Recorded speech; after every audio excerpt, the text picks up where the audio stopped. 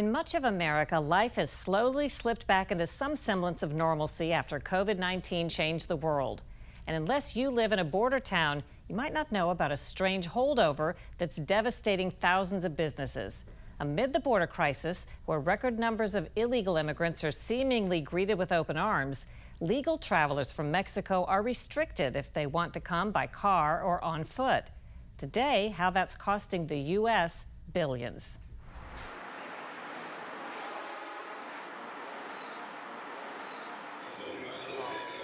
For 12 years, David Chung has owned this shop in Laredo, Texas, just a few blocks from the Mexican border. How many employees did you have before COVID hit, and what's the status now?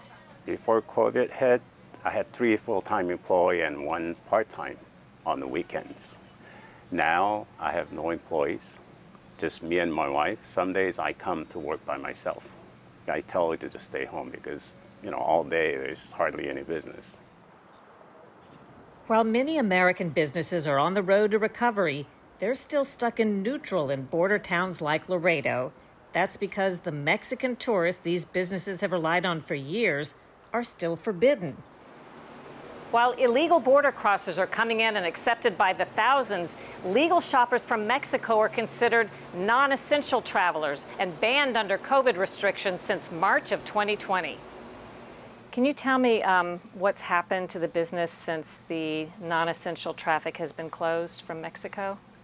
So we stayed closed for about 6 months until like September.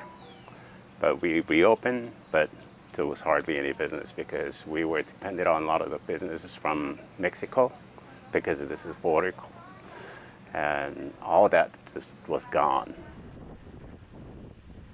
From here in Texas through New Mexico and Arizona to California, thousands of businesses have shut down.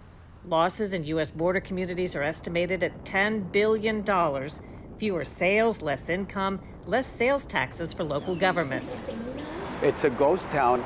Congressman Henry Cuellar represents Laredo. We met up in the struggling downtown section, where he told me he can't figure out why Mexican tourists can freely fly into the U.S., but aren't allowed to drive or walk across the port of entry just a few blocks from here.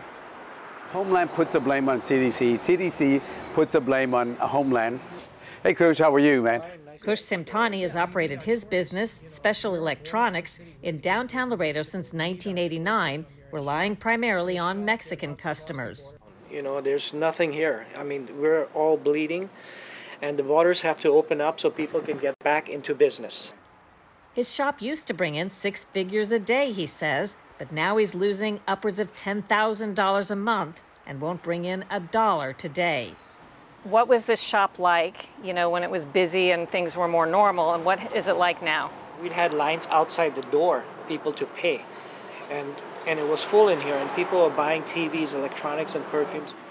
I believe air traffic is allowed to and from Mexico without these restrictions, but people can't drive across or walk across here. I know, that's crazy. I notice a lot of illegals crossing, but customers can't cross, which doesn't make sense. Well, there are contradictions along the border. And why is it that you can have a Mexican fly into the U.S., but then a Mexican cannot drive across? I've asked them, why is it that undocumented people can come in, and why is it that people can come in? I've asked CDC the same question, their leadership, and they're basically are telling me the same thing, that it's complicated at the border. It's not complicated for us. We understand. Questions about the policy and apparent contradictions heightened last month as thousands of Haitians stormed the border, crossing illegally with no vaccine requirements or COVID testing. We've been hurting. Our downtown area is desolate. It's dead just about. Over 120 storefronts have actually closed. Laredo Mayor Pete Sines says he has a novel idea that could help solve all concerns, allow Mexican shoppers back in and offer them vaccines. We open up to non-essential so they can come into the U.S. and get vaccinated.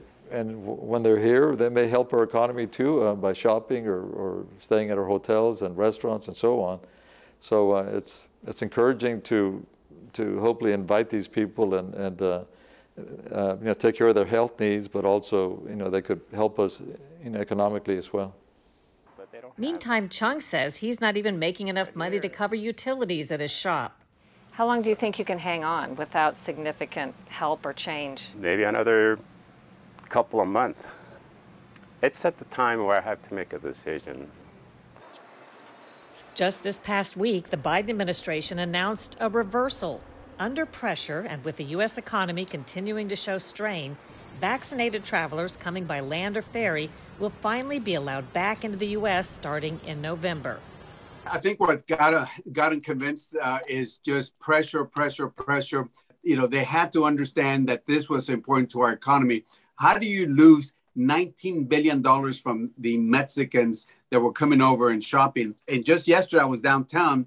It's so sad to see so many businesses that have closed up. But this Christmas, as you know, October, November, December, and January are so important for the border economies. This is going to be a very, very good Christmas.